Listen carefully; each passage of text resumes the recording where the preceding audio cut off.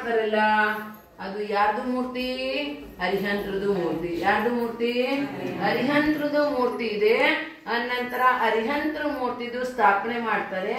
ಆದ್ರೆ ನಾವು ಸಂಸಾರಿ ಜೀವಿಗಳು. ನಾವ್ಯಾರು? ಸಂಸಾರದಲ್ಲಿ ಇದ್ದೇವೆ ಇನ್ನ.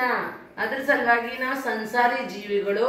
ಎಲ್ಲದಕ್ಕಿಂತ ಮೊದಲು ಅರಿಹಂತರಿಗೆ ಪೂಜೆ ಮಾಡ್ತೇವೆ. ಯಾರಿಗೆ? ಅರಿಹಂತರಿಗೆ. ಯಾಕೆ?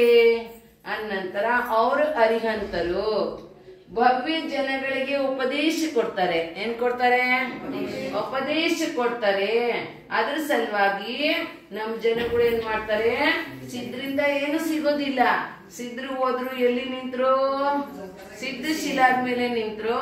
ಆದ್ರೆ ಅರಿಹಂತರು ಈಗ ಇಲ್ಲ. ಆದ್ರೆ ಯಾವ ಸಮಯದಲ್ಲಿ ಇರ್ತಾರೆ?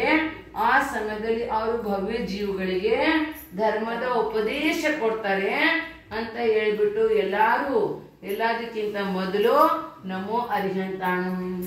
ಏನ? ಅರಿಹಂತರು. ಯಾಕಂದ್ರೆ ಅರಿ ಅಂದ್ರೆ ಶತ್ರು. ಹರಿ ಯಾವ್ದಕ್ಕೆ ಇರ್ತಾರೆ?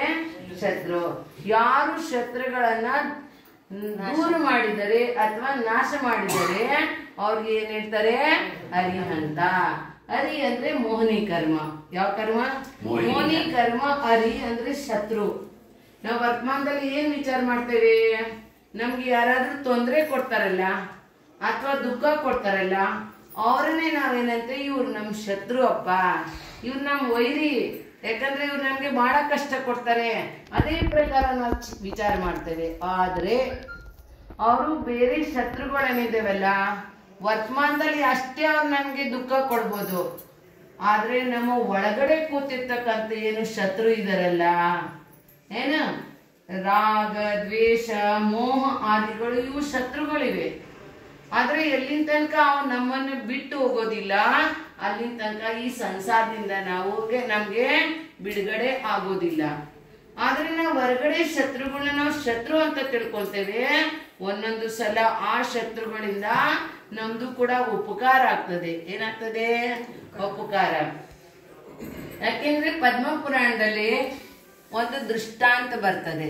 ಯಾವುದು ಅಂದ್ರೆ, ರಾಮ ವನವಾಸಕ್ಕೆ ಹೋದ ನಂತರ ಅಲ್ಲಿ ವನವಾಸದ ಸಮಯ ಮುಗಿಸ್ಕೊಂಡು ರಾವಣ ಜೊತೆದಲ್ಲಿ ಯುದ್ಧ ಮಾಡಿಕೊಂಡು ಮತ್ತೆ ಸೀತೆನೂ ಕೂಡ ಕರ್ಕೊಂಡು ಅಯೋಧ್ಯೆಗೆ ಬಂದ್ರು.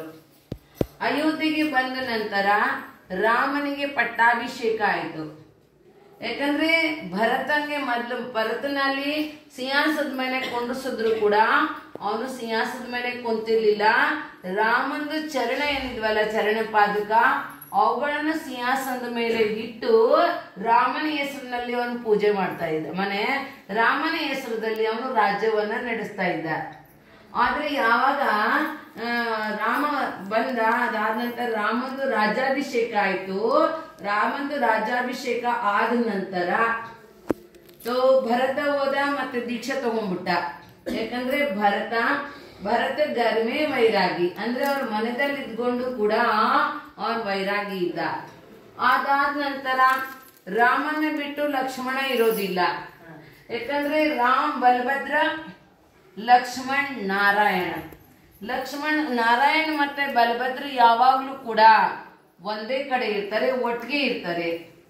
ಅದರಂತಾನೆ ಲಕ್ಷ್ಮಣದು ಪ್ರಶ್ನೆನೇ ಇಲ್ಲ. ಆದ್ರೆ ಶತ್ರುಘ್ನದು ಪ್ರಶ್ನೆ ಬಂತು. ಆಗ ರಾಮ ಕೇಳಿದ್ರು, ಶತ್ರುಘ್ನ ನಿಂಗೆ ಯಾವ್ದು ರಾಜ್ಯ ಬೇಕಪ್ಪ? ಆ ಸಮಯದಲ್ಲಿ ಶತ್ರುಘ್ನ ಹೇಳ್ತಾನೆ, ನನಗೆ ಮಥುರಾದು ರಾಜ್ಯ ಬೇಕು. ಯಾವುದು? ಮಥುರಾ. ಆ ಸಮಯದಲ್ಲಿ ರಾಮ ಹೇಳ್ತಾರೆ, ಬೇಡ, ಆ ಮಥುರಾದಲ್ಲಿ ರಾಜ ಮಧು ರಾಜ್ಯ ಮಾಡ್ತಾ ಇದ್ದಾನೆ. ಅವನು ಬಹಳ ಬಲವಾನ್ ಇದ್ದಾನೆ. ಯಾಕಂದ್ರೆ ಅವನ ಮಿತ್ರ ಸತ್ತ ನಂತರ ಚಮರೇಂದ್ರ ಆಗಿದ್ದ. ಅವನು